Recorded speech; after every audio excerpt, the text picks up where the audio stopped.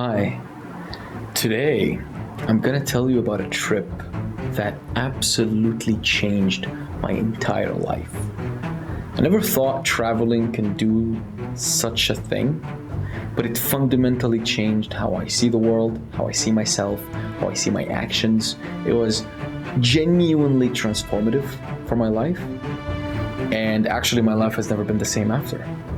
And I think sharing it with you, hopefully, will cause that effect on you as well. So it happened 3 years ago. I went on a trip with my girlfriend to the north of Turkey, and I had no idea about the location. I had no idea about anything. My girlfriend wanted to go there. I'm like, fuck it, let's go. And we went. And while we were there, she told me, hey, there's this monastery. Do you want to go? I'm like, sure, why not? Let's do it. And we went there. And while we were in the bus, we kept driving into the mountains, deeper and deeper and deeper. And it kind of started to give me this weird sense of isolation. I'm like, people used to come here on foot? What the fuck is that? Why are people going there? And then we started going up the mountain. And I was looking outside the window, and it's just trees. It's just wilderness. It was genuinely shocking to me that there is anything there. So we had a stop before we got to the monastery. And I took a picture of it. I will add it somewhere. And it looked magical. It was literally like on the side of a mountain, just like a bloop. And the second I saw it, I'm like, this is gonna be interesting. But I wasn't prepared for how interesting it was going to be. So we got there, and there were like these massive walls of text explaining what happened. And I think the explanation of why this monastery was created to begin with is relevant. Basically, 2,000 years ago or something, it's a very old monastery, a follower of Christ, it's a Christian monastery, a follower of Christ had a vision while he was sleeping where the Virgin Mary came to him, and she told him to take his disciples and follow her signs until they found a star. And where they find the star, they should create a place of worship. And this man woke up, he took his disciples, and they started this journey. They started walking around from one place to another until they reached the top of the mountain where there was a cave, and inside that cave they found the star, and they built the monastery. Now, the truth behind that is, I don't know, but that's the intent behind it. And I got to the place, and it genuinely shocked me how isolated it was, how deeply focused it was. There were these rooms where there was literally nothing, but like it was this big, and like a mini chair and a window. And I looked, and it said Bible study. So literally monks would sit in those rooms for days, just reading the Bible, meditating, reading the Bible, that's it. And then there was this massive door to the cave where they found the star. And on the wall outside, there were these amazing imagery. They were, of course, handcrafted 2,000 years ago, and they looked very trippy, I have to say. And I was just looking at them, and I will add some pictures, but I was mesmerized by these mini stories.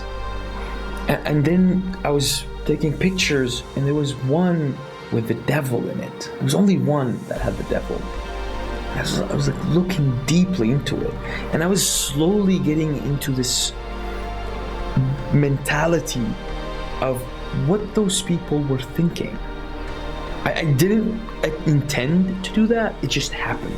And it was very bizarre of how my brain started to imagine what those people were thinking. And then we went into the cave. And that was the scariest and most humbling experiences of my life. No joke. I went in, and in the cave, all around the walls, there were paintings. They were depicting angels. They were depicting disciples of Jesus. They were depicting many, many things. So from the outside, I was looking in. I'm like, oh, that looks cool. And then I went in. And the way the art is made, it kind of invites you to look up. And I looked up, and I saw this massive painting of Jesus with his eyes wide open, looking down at me with his hands like that, and he's holding a Bible. And it felt like lightning. It just shook me. It was incredible.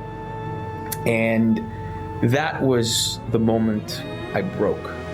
It was an unbelievable sight. I will add a picture, but keep in mind the picture does not communicate how large the painting was, how surprising it was for me, because I didn't know the place. I was just off the beach a couple of hours ago. And then it hypnotized me. I started deeply reflecting on my life, on what I'm doing, on what's happening. Because when I looked up and I saw Jesus looking down at me, I felt that the person that painted this, or probably the group of people that painted this, wanted a felt reminder of God. That God is watching. And that painting was a physical manifestation of that. So they would go in and they would pray together, and it's a beautiful scene. And when I got out, I've taken mushrooms before. I've taken acid before. And it was something like that. It was a very odd, close to psychedelic experience. And I looked at my life and I'm like, I'm not doing anything with my life. Literally nothing.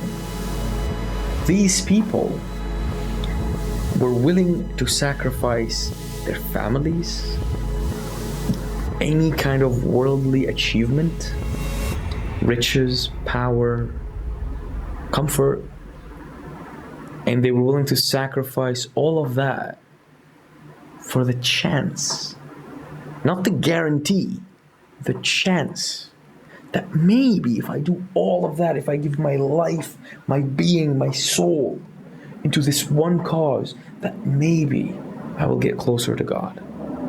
And they did it. Whether they achieved it or not, that's up to them, but they did.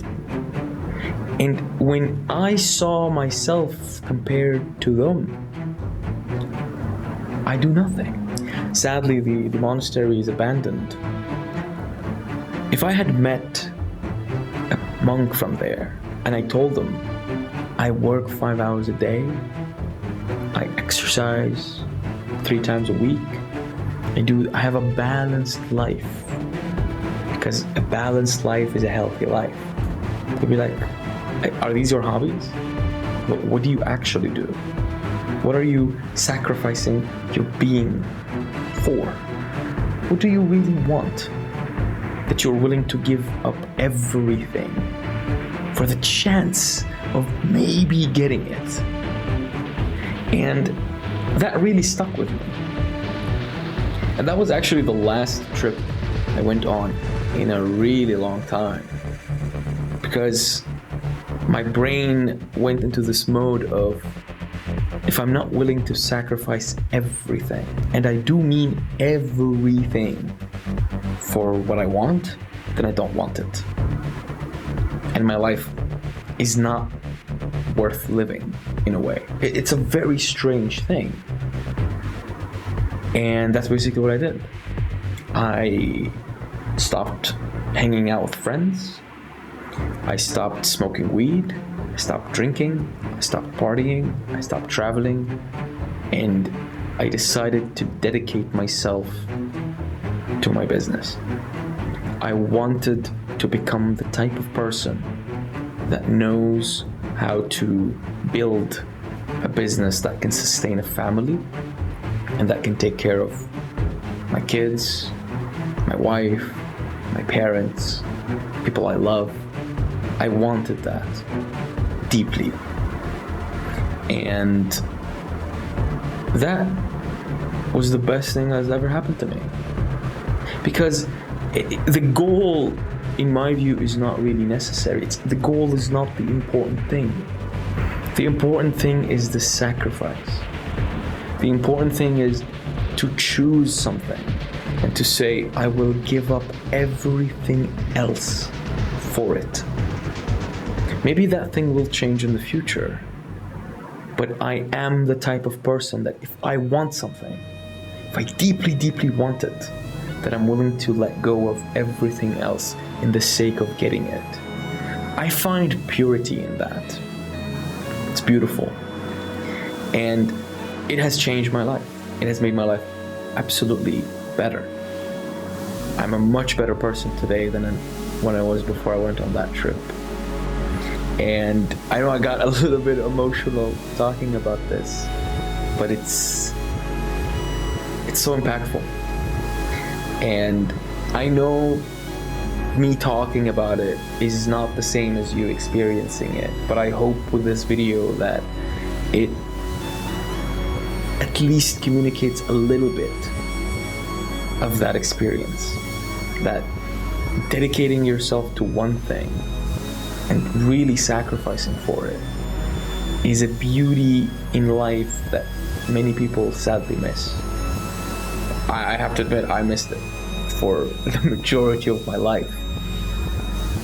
But it's beautiful, and let this video be an invitation for you to do so. Pursue something worth pursuing and sacrifice for it. I hope this video was helpful, and I hope you enjoyed. I'll see you soon.